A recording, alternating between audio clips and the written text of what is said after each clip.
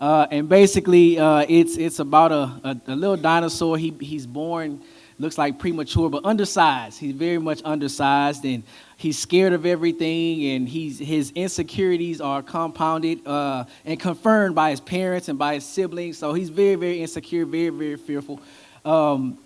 Fast forward, his dad is trying to get him to a point to where he's not scared anymore. So something escapes. His dad says, "Come on, let's go get him."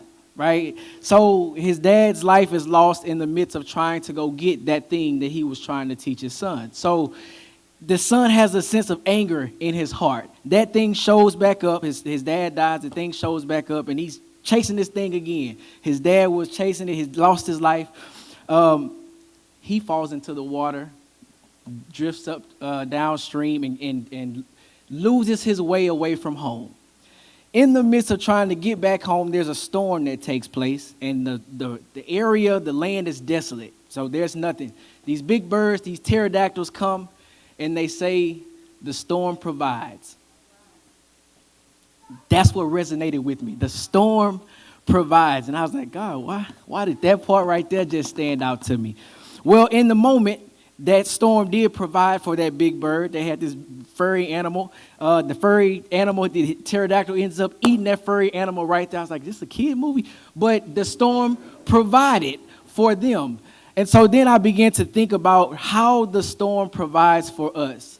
We go through storms in our life, and a lot of times we think about those storms, we think about the pain. We think about panic. But I'm reminded of a scripture in Mark 4 when Jesus said, "Let us go to the other side." And they encounter a storm. They're panicking. They're panicking. "God, don't you care if we live? The boat is taking on water."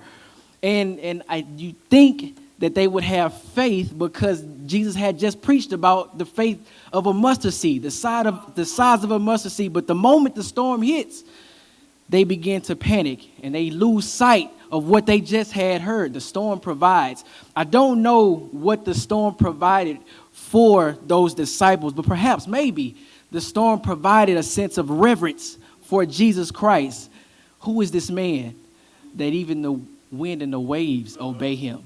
Maybe the storm provided for them a sense of faith. Now I have faith. I see that he has rebuked the wind and the waves. Maybe now my faith has been increased. Maybe it provided for them a sense of perspective, that no matter what I go through, no matter what storms come my way, maybe I can have peace. Because what did Jesus say? Peace, be still. So I can have peace no matter what storm that comes my way. I don't know what it provided.